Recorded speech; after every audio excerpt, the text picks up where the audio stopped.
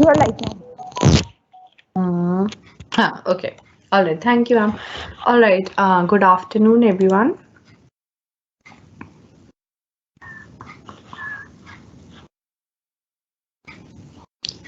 Hello, Kimti. All right. Okay. I can still see, I think students are joining in. Yes. Hello, Muskan.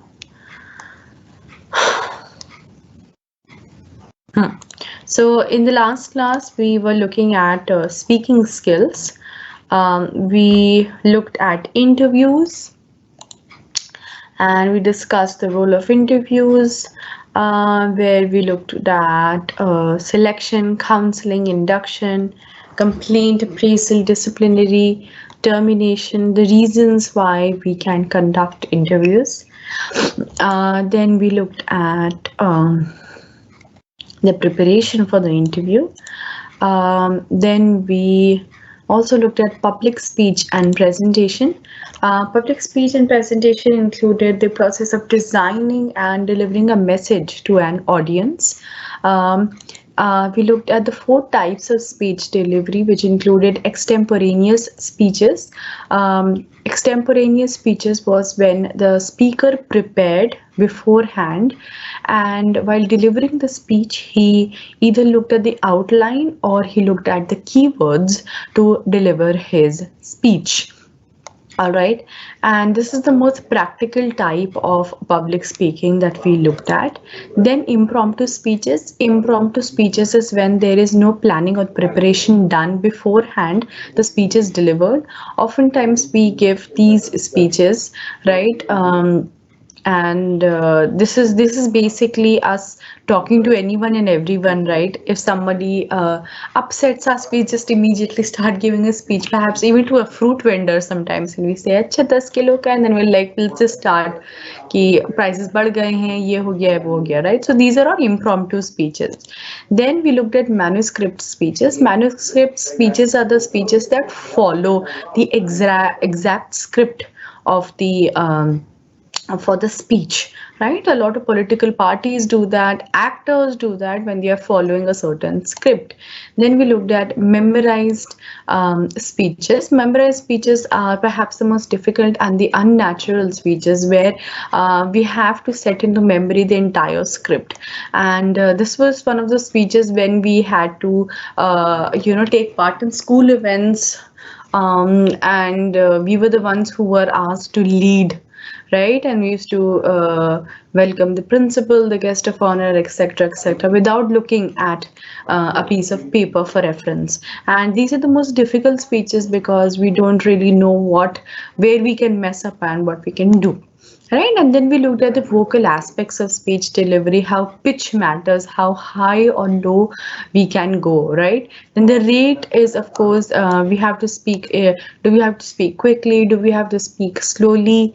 If we are speaking slowly, it means that we are trying to register whatever that we are saying to the audience, right? We're trying to make sure that whatever we are saying, it registers in the mind of the audience.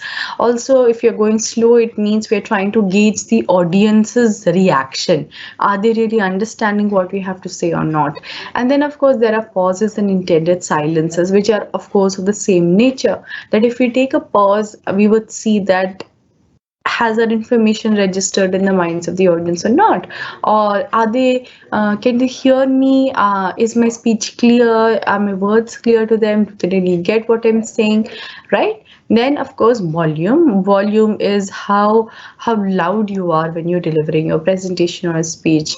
Excessive loudness can also result that you're perhaps overconfident, or what's the issue. And if you're speaking a little on a lower register, then it means you are nervous. Then enunciation is how well you are pronouncing the words, right? How well you are uttering the words, the sounds, defining each sentence as you speak it. All right. And fluency is, of course, how smoothly you deliver those words, right? How smoothly your words are heard by the audience, right? And I think this is the part that we did not cover in the last class. They are the bodily aspects of speech delivery. And what are the bodily aspects of speech delivery? Of course, there are gestures. As I'm speaking something, something that is very profound, something that is very serious. For example, someone who's a father of the church delivering a sermon, right? And so his gestures relate to that. His gestures are compatible with the speech or the sermon that he's delivering, right? Then, of course, we have facial expressions. Our eyes, our mouth, our face, our chin, everything that is it should reflect the seriousness, or it should reflect the lightness of what the speech is going to be about. Then eye contact. Eye contact is, of course, if you're delivering a speech, you should look into the eyes of your audience, right? You should look into them, into their eyes, and see if whatever that you're saying, if it's making sense or not, if it is really being understood or not. And then movement, as you look here and there, you move and face the audience. You try to move even on the stage to talk about what you're feeling, or whatever the speech is about, right? So it should be in tandem with the words that you're speaking, right? So for example, if you look at TEDx speakers too. So they move, some of them move on the stage, some of them go back and forth on the stage.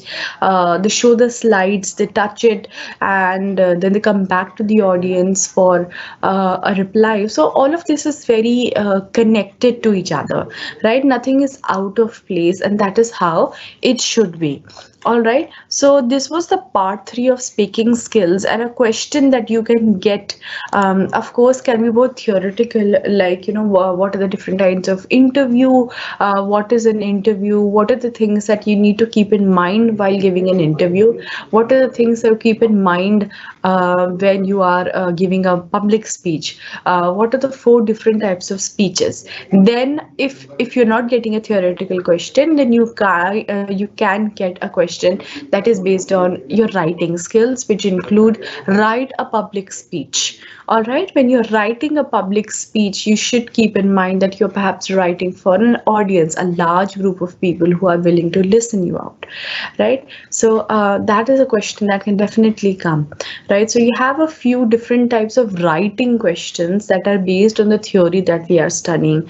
Because you are English A students, you can get both theory as well as the writing skills questions. So a public speech question can be both the sides of the coin, right? It can be a theory-based question. It can be a question that is entirely based on your theory, where you have to write a public speech.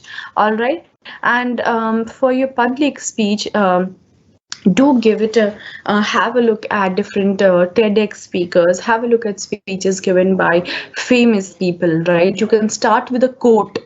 Right, you can start with a quote, you can start with an anecdote from your own life, you can start with an incident that helped you change the very idea of your thought, right? So this happens a lot if you look at TEDx speakers, if you look at a lot of these speeches that are really famous now. For example, the Steve Jobs one, right? So most of these speeches will tell you about how they are bringing their personal life into into these speeches, and trying to show you what changed them as a person, right? What changed them as a person, and how they decided to work on their challenges that they were facing, or the difficulties that they were facing, right? So I would highly encourage you to watch some of these episodes, sorry, not episodes, some of these speeches which are talking to you about changing lives, changing yourself. All right. And Of course, you can get very general questions as well. You can get questions on maybe talk about, you know, the public women's empowerment, education. So you can get speeches about on that too. But definitely try to bring in how you are connected to it, about how it is changing you, how the issue is connected to you, and how you would like to bring a change to it, right? Wait, let me just show you. This is the speech that I'm talking about, and if you have time, that I would highly encourage you to have a look at it. Um, and I'll share a few links right now, so that it can give you an idea.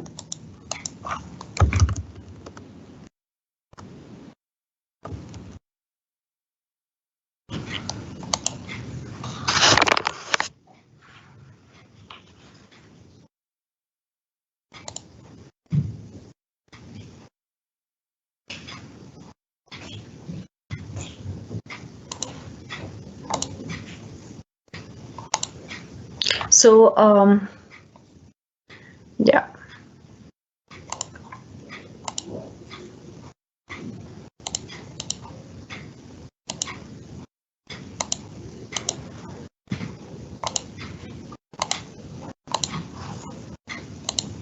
Yeah, so here is the speech that I'm talking about, right? And I'll just share the link with you, and you can watch it in your spare time.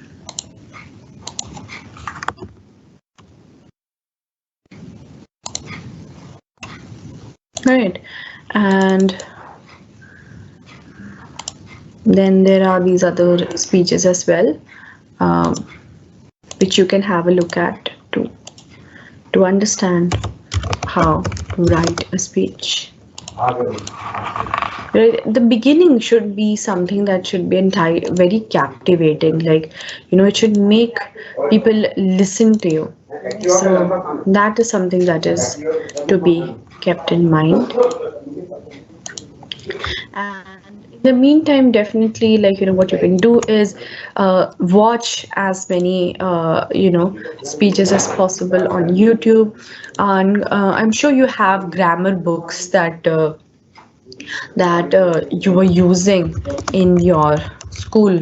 So those can be looked at, right? Those really help. Mhm.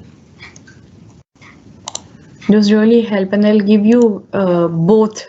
You know, it will help you with your letter writing, your essay writing. So a lot of these uh, things that we are doing right now, you have already done, like I've said, and it will only help you if you just go back and look at what are the other things that we have perhaps done in school and how they can help us build on, right, to what we are doing right now. So so there are a lot of, I'm sure you can have a look at YouTube for this particular speech. So Bill Gates, Obama, I think there's this one on masculinity by Hermione, I'm saying Emma Watson. Wait, let me just share that. So these are some brilliant you know, brilliant as well as contemporary. Like they're very something that are, you know, that just happened a few years back. So I'm sure you will connect to them. Oh, I couldn't get the link for the Emma Watson speech. Just have a look at that.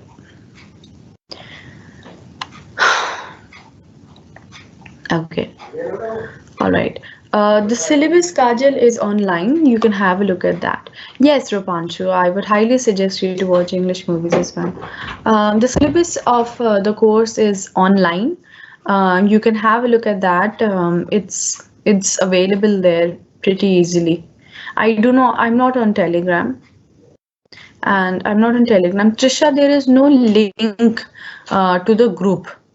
I have zero information about the exam. So kindly refrain from asking questions related to that. I'll show you once again how you can access the group. Just a second, hold on.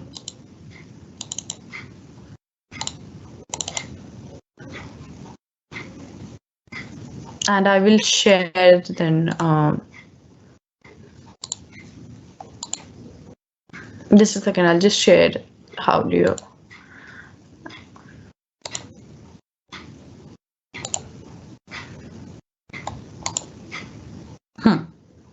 Wait.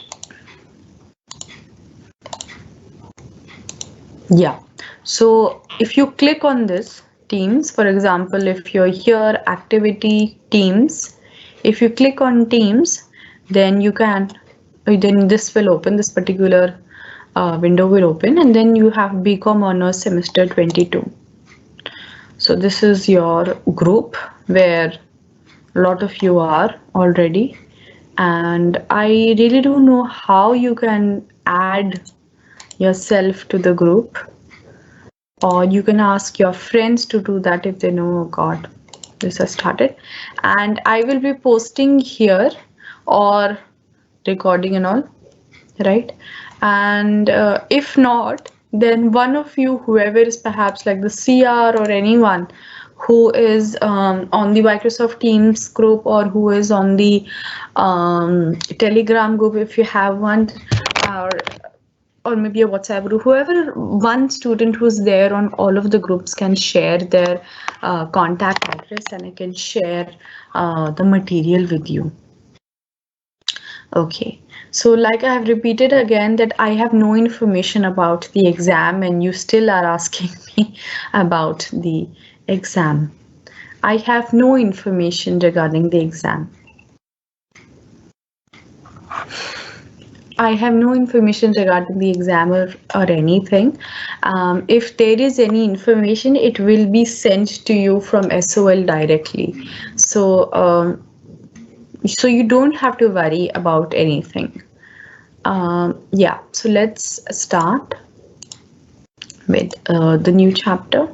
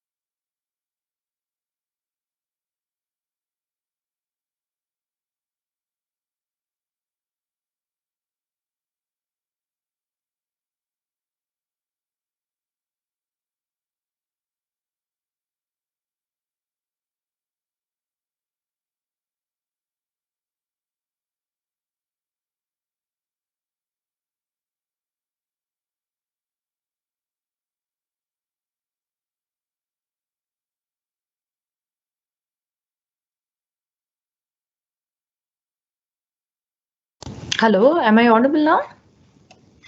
Hello?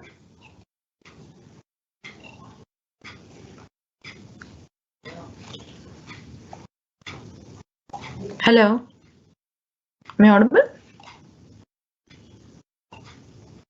Hello? Can you hear me, guys?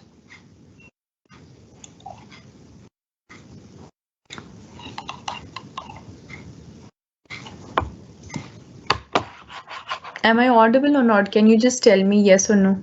Okay. All right.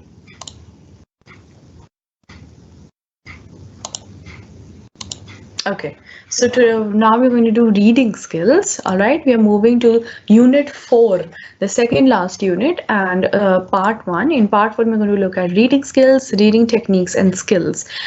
In this particular lecture, what is important to you are reading technique and skills, and you can be questioned on what is scanning, skimming, right? So these are the questions that you can expect, right? And of course, if you have been given a paragraph, you can be expected to read the paragraph. You can be expected to read the paragraph and paraphrase it, right? Yeah, and paraphrase it. So these are the questions that can be part of your exam: paraphrasing and reading and skimming. All right, so let's have a look at that. Reading is a dynamic process in which the reader interacts with the text. Reader interacts with the text to construct meaning, Inherent in constructing meaning is the reader's ability to activate prior knowledge, right? Use reading strategies and adapt to the reading situation. So whenever we are reading, we are activating prior knowledge because we know ABCD, we know how to read, we are aware of things, right? So if we are reading a romance, we would know how to activate the prior knowledge that yes, agar ye aisa hota hai, if it ends in a good way, that's how other romances are, right? So use reading strategies and adapt to the reading material, reading situation. Similarly, if we start with a thriller, we can expect some thrill and suspense, right? Use reading strategies. Of course, that is how we are reading. If it's like a popular fiction book, we don't have to like make notes or remember the sentences or all of that. We're just reading for pleasure and adapt to the reading situation. But if you are reading, if for example, if I give you material and you have to activate your prior knowledge, like I've said, these are things that you're already aware of, you perhaps might have done in school. So you're thinking about all of that, that how much do I know and how much can I build on that knowledge. And then your reading strategies will be different. You will focus on what you're reading. You will perhaps make notes. You will underline whenever you can, if you think that this information is relevant and might help you later, right? And adapt to the reading situation. You would perhaps would try to read in a quiet space where you can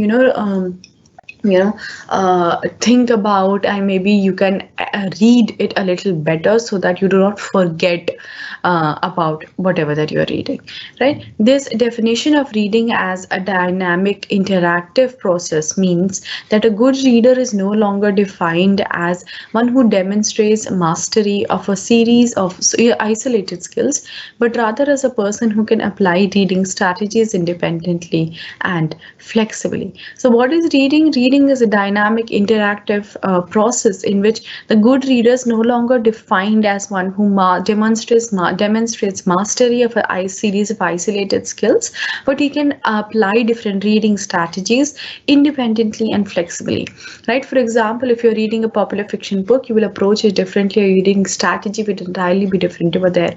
If you're reading the material that you know would definitely help you in your exam, a book or anything, an article, then you would read it differently. You would read it so that you can retain as much information as possible. More and more information needs to be retained if you're reading your book that is related to your exam or your test, etc. Right? Then valid reading assessments therefore evaluate students' ability to apply their knowledge, skills, and strategies to reading situations that are representative of those that they encounter in their daily lives. All right, then we move on to reading for literary experience. What are the different types of reading? Reading for literary experience, reading for information, reading to perform a task, right? So reading for literary experience is self-explanatory, right? It involves reading novels, short stories, poems, plays, essays, right? It requires exploration of the human condition and the interplay among events, emotions, and possibilities. It requires knowing what and how an author might write in a specific genre and forming expectations of how the text will be organized. It involves looking for how the author explores or uncovers experiences. It requires engaging in vicarious experiences through the text. Right? So whenever we pick a novel, whenever we pick a short story or a poem or an essay to read for literary experience, we know what we are getting ourselves into, right? So there is a particular genre that we like. There is some kind of material that we think is something that engages us. Maybe a collection of poems, right? A collection of stories. And whenever we are reading literature, what we are focusing is how it is representing emotions, how it is representing human beings, how it is going to represent the human condition, right? So if you're looking at a dystopic novel that is probably written, and it's describing the future, right? So we know how humans are going to work or how humans are going to build a society that in the future, right? So the focus is on the human condition, on humans, on their emotion about their living and their interplay with other events and possibilities and emotions, right? Then it requires knowing what and how an author might write in a specific genre. Like I've said before, that if we are picking up a romance, there are certain conventions that can be expected, right? And if you're picking up a thriller, then we can expect certain conditions, for example, suspense, thrill, that every page will bring us something new. Our favorite character that we have been rooting on for so long can die, right? Then, if you are picking up on, for example, a horror story, then you can expect a certain kind of thrill. Again, you can expect some kind of, something that might completely shake the ground underneath you, right? Something that is completely out of the ordinary. So similarly, you can, if you're picking up a children's fiction, you can expect things on that lines. So every genre brings in certain expectations from a reader, right? And the reader engages with those expectations and yet goes on reading for a new story, right? A new way, or a retelling of a story that he already knows. Okay, then the author explores or uncovers experiences. When we are reading for a literary experience, we know that the author is going to, uncover experiences. He's going to tell us our favorite tales, perhaps, through different experiences.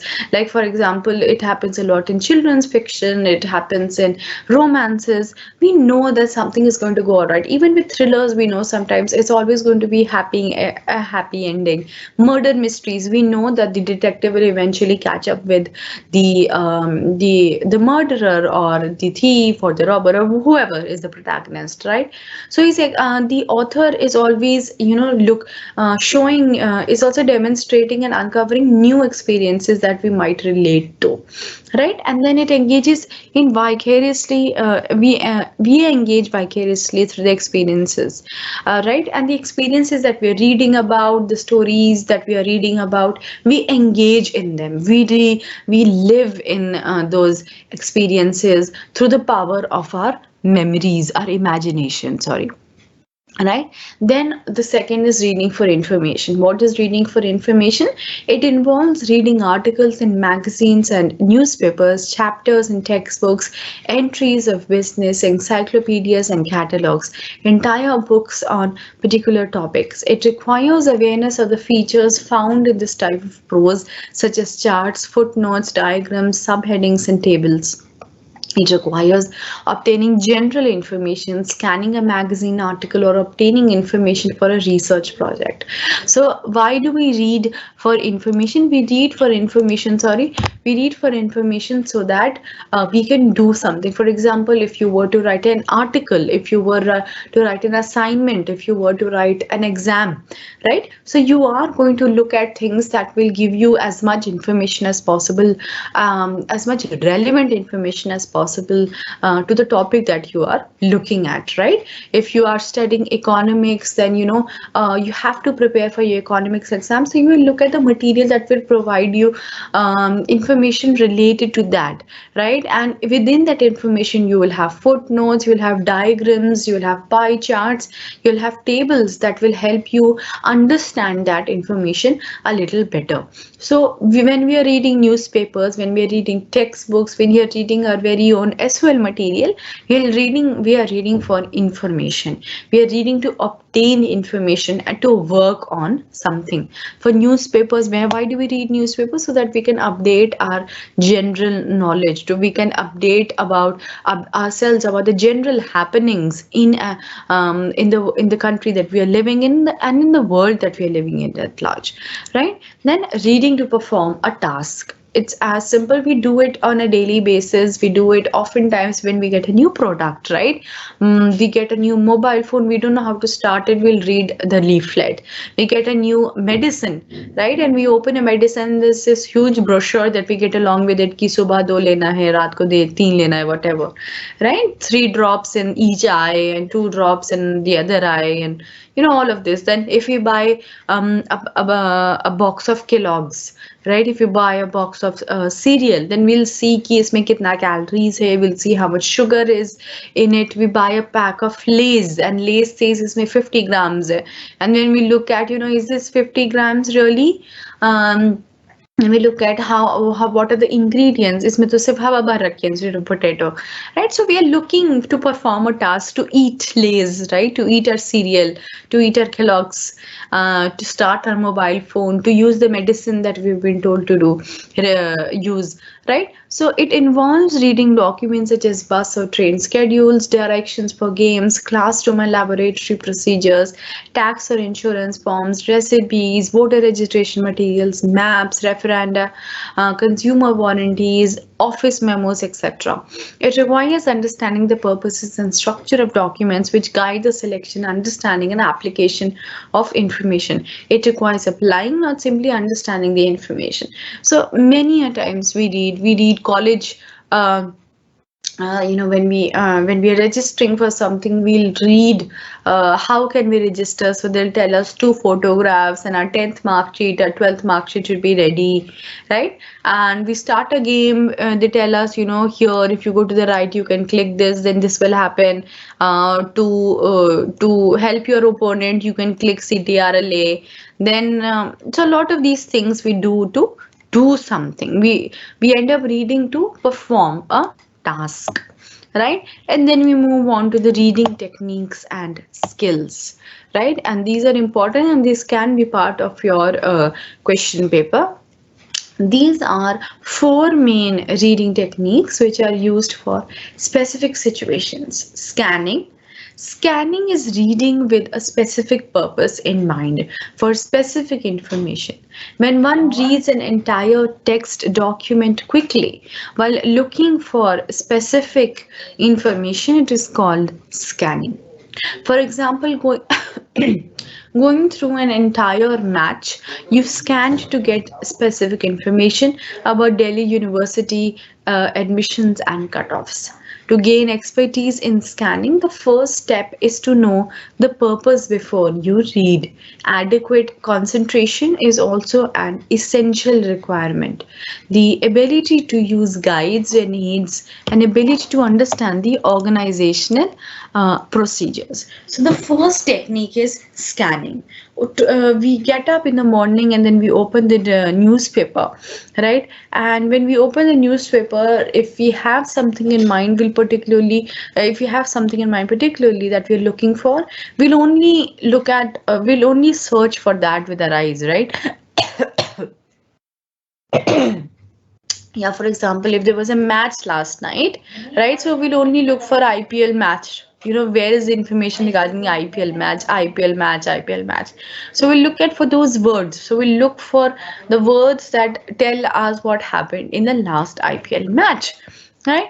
And similarly for, before your exam, you have to just quickly scan over the material. You don't have a lot of time and you have to just go through whatever was being taught to you. So you will look at for particular keywords that you can remember, right? And those keywords will give you an entire idea about what you were looking for. Right, this is something that we do often, right?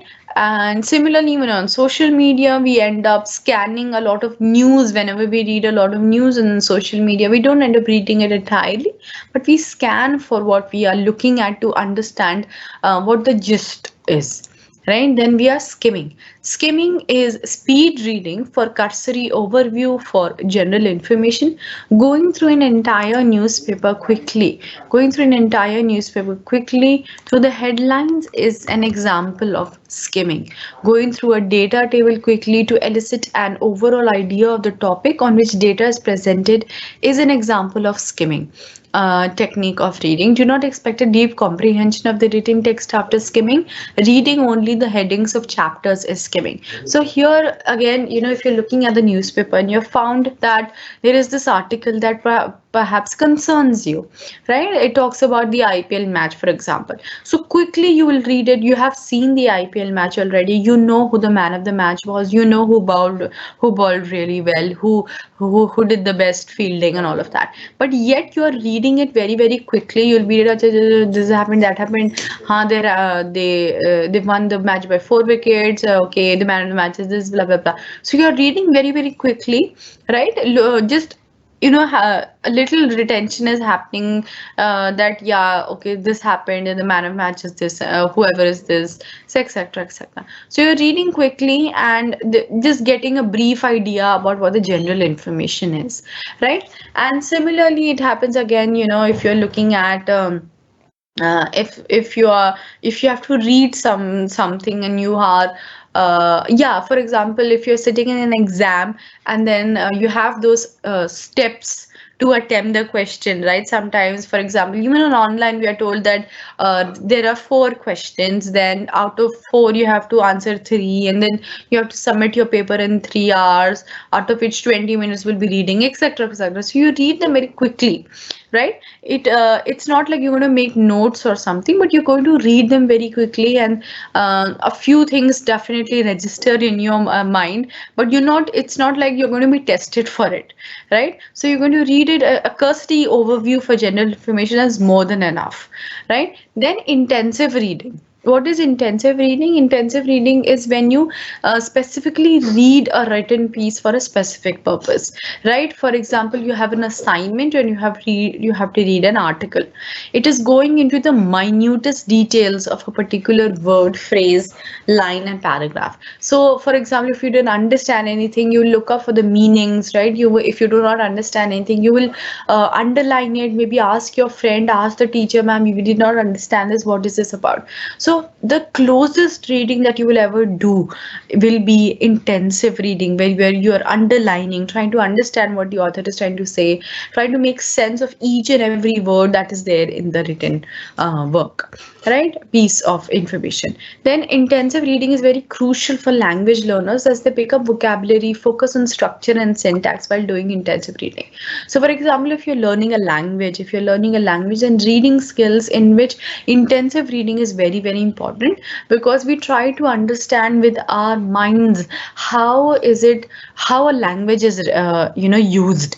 What is the sentence structure? Subject pehle aayega, verb baad mein aayega. So we keep that in mind while we're reading very intensively, right? It gives us an idea as readers and as speakers too, if you're learning a language, about how a language is used. Then extensive reading. Extensive reading is a kind of general reading for general information. Generally, this technique is used for pleasure reading, like reading a novel for pleasure. One does not mind certain difficult terms or expressions and goes on without stopping for their clarification until they become a hindrance on overall understanding, right? For example, if one is asked to read a chapter before discussing it in class, one goes for extensive reading to get a general idea of the piece. Unlike intensive reading, which is for a specific purpose, it is for a generalized understanding of a piece of writing, right? For example, if I'm telling you, in the next class, just prepare this particular topic, and I'm not telling you to make a presentation on it. I'm not telling you to read it very closely. I just want you to know what you have read, and then maybe have a few comments and criticisms and a few takeaways that you can discuss it in class. So this is what is extensive reading. When we are just regularly just reading for information, we are just reading something so that we have an idea about what is going on, and we do this a lot with pleasure reading. Whenever we pick up a novel, whenever we pick up anything that we are reading for pleasure, we do not read it like with very very we are underlining, or we are doing this, we're making notes. We're not doing it with that kind of intention in our minds, right? So it's not like a mental exercise, but rather it is something that is just giving us a pleasure. And for example, if a teacher tells you, then you're reading it for information, just as part of your homework, right? Then we have factors affecting reading. What are the factors that affect our reading skills? The first is, of course, educational background. A well-educated person may have a higher reading efficiency than anyone who is illiterate, right? So the more we are educated, the more we have, studied, the better we are at reading, right? The better and the quicker we can read. Then physical capability, sometimes some physical defect in some persons may hinder their efficiency to read and comprehend. So for example, some people who might be on the spectrum, or some people who might have learning deficiencies, for example, dyslexia and all, they have difficulties in reading, they have difficulties in reading words, identifying alphabets. So that is what hinders their reading skills.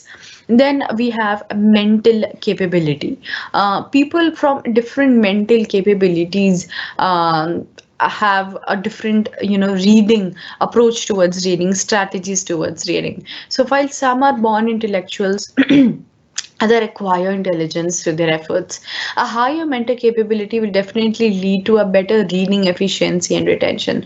So when we are younger, we tend to read books in a very different way, and then over time those books changes completely, right?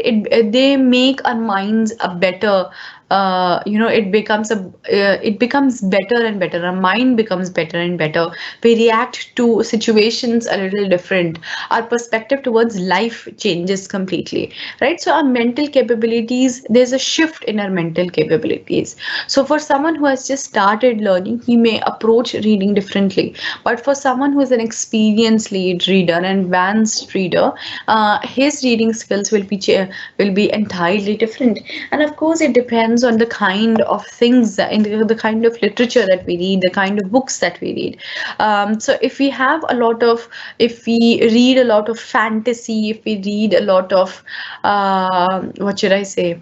Mm, any literature, for example, if we read a lot of literature, our imagination is something that is quite vivid, right? We have the ability to create the most beautiful things out of our mind. On the other hand, if we are more practical, if we are more on the realistic aspect, if you're looking for more realistic things that might change us, we read self-help books, right? We read books that help us be a better person, build our businesses, etc.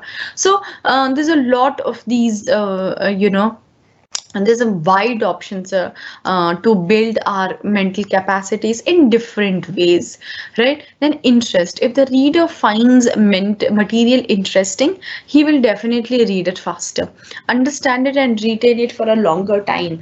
On the other hand, if the reading material is boring or not of interest of the reader, his efficiency will be hindered accordingly, right? For example, if I tell you to read this material and prepare for your exam, and then you're like, ma'am, no, I'm so uninterested, I'm so disinterested in reading this, it's so difficult, it is this and that, right? So of course you will look at material that is appealing to you, that is easy, right? That the language is easy and you are able to understand it a little better, right? So the material should be not difficult, the material should not be out of your scholarly reach, right? It should appeal to your mental abilities, and that is why you find certain materials easy to read and more interesting and more informative, whereas the others can be a little difficult to read. It will be a difficult terrain for you, and you'll be wondering that why did ma'am suggest this, right? So of course, as a reader, you can find certain materials different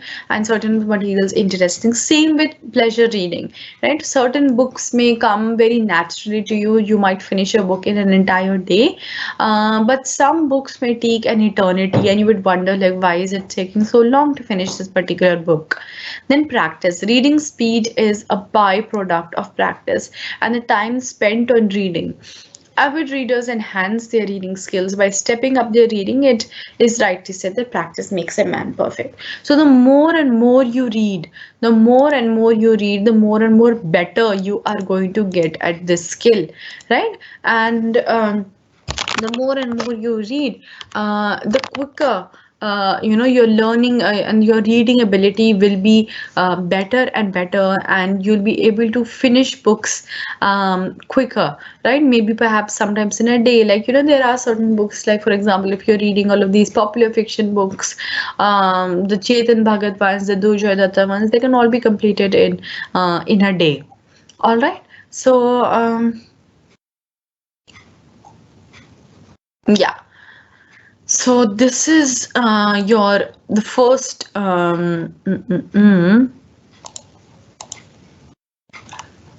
yeah. So this is your part 1 to unit 4. Okay. And this is your part. I hope you're making notes for this.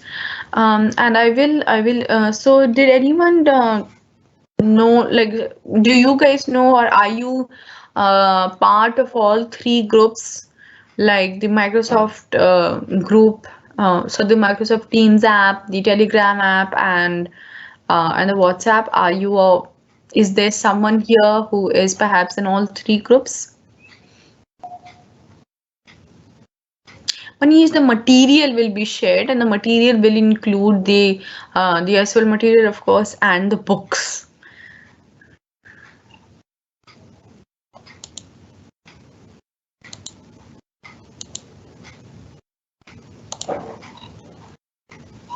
Do you all use the Microsoft Teams app?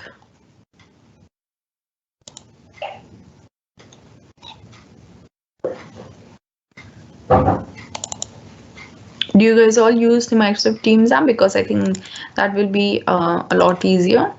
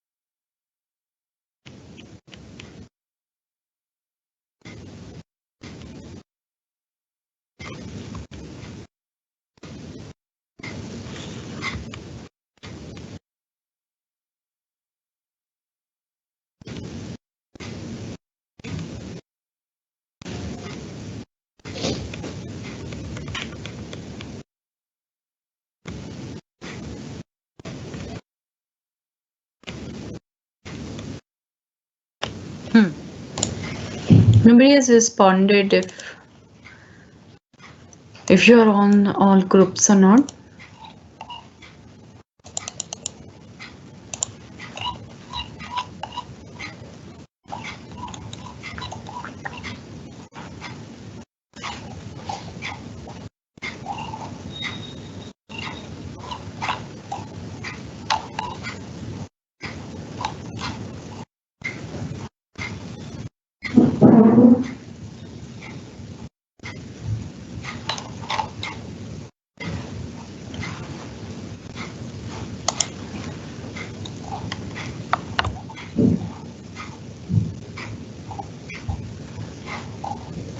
Kajal, you are part of all three. So Kajal and Kanak, you can share your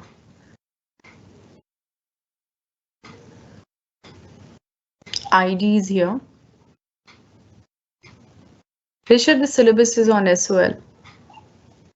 Okay, so here, for example, if we have a look at this, this is from the SOL material, okay? And this is at the end of SOL material, the question, like the sample question paper is given. So you have a question, I write a public speech about the benefits and necessity of affordable and easily available basic education, especially in rural areas. So this is how you can be questioned on public speeches.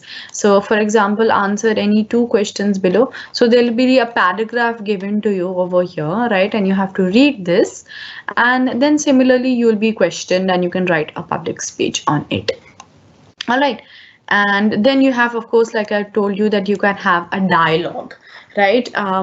Because we have done dialogues. Remember that, whenever you have a dialogue, keep in mind that over here, for example, if Beena and Prakash had a conversation about the importance of school education, how do you think it would proceed? So if both of them are at the same level, for example, they're friends, how are they going to meet each other, going to say hello, how are you?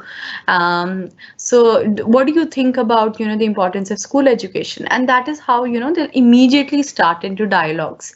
But if it involves like a reporter, if it involves like someone, a local celebrity, a sports person, you can get questions like this too. Then you have to thank him first of all, right? You have to say, hello, how are you? Thank you for giving us time to talk to you about this so and so topic. And even at the end, you would be thanking them again. So whenever there is someone who is on the same level as you, as yours, your dialogue would be very similar to what you are speaking in real life, right? But this is your exam, so you have to be very careful of the words that you're using. Then if there is a dialogue, if there's a conversation that needs to be written which includes someone who is a special guest or above to you in hierarchy, for example, maybe a principal or a teacher, all right, then you would be thanking them for their time. You would be thanking them at the beginning of the interview of the and then you would be thanking them at the end of the conversation. All right, so these are the things that you need to remember, and these are the questions that can come in your exam. All right. Then of course these are the questions, like we have already discussed this: define grapevine, 7 C's, semantic noise, listening, non-verbal, pitch of the sound, pitch of your voice. So have a look at this. Right. And then of course we'll be looking at paraphrasing. Paraphrasing is of course important because once you have to read, right, and then you will make headings and then subheadings, and then you will make your points. All right, so do remember these things, especially with dialogue writing. A lot of the students make a mistake, when they are writing a dialogue. What is this, Kanak? I didn't get it. Is it your email ID? What is it?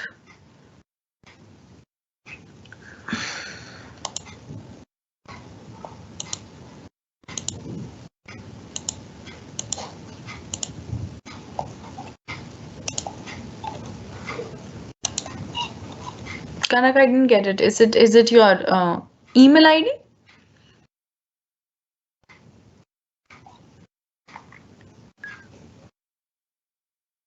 Your personal email ID?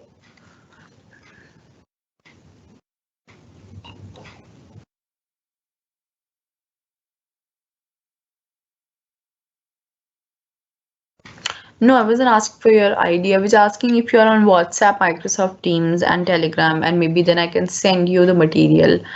Uh, yeah, you can give me your phone number. And there was this another person also who said that, they're all, or they are all on all three of the apps. Was it you, Keemti? Who was it? Kajal, I guess. Kajal. I think Kajal said that she's there on all. No, I'm not asking for email IDs. Stop sending me personal messages on Microsoft Teams telling me your email IDs. Okay. No, Kajal, I don't want. Kajal and Kanak just message me separately on Microsoft Teams, where I'll share you all the where I'll share you all the files and everything that I have, and then you can maybe share it on WhatsApp. Kanak and Kajal just message me on Microsoft Teams. And guys, whoever knows Kanak and Kajal, take the material from them. Okay, I will probably share it, once we start the last chapter, because I think that will be a good time for you. In the meantime, I'm sure while the lectures were happening, you were, or whenever we were in the middle of a session, you were taking all the notes, right? You had your keywords in like you were writing down keywords and all. It's very confusing to look at the messages and talk. Yeah. Yeah, so any book that is, of course, prescribed with the Delhi University syllabus can be bought. I will, like I've said, I'll share the as well material and I'll share the text with you. So, yeah. So, yeah, what was I saying? Kajal and who was it? Kajal and Kanak. Yeah, Kajal and Kanak just dropped me a message on Microsoft Teams app and I will respond to you. I think next week, right? And the next week because we have just started Unit 4 and we will take, I think how many classes are left? Two. We have 5 classes left. So in the next 2 classes, we'll be completing this particular chapter, and the last 3 classes will be completing. Will Yeah, so we'll complete Unit 5 in the next chapter.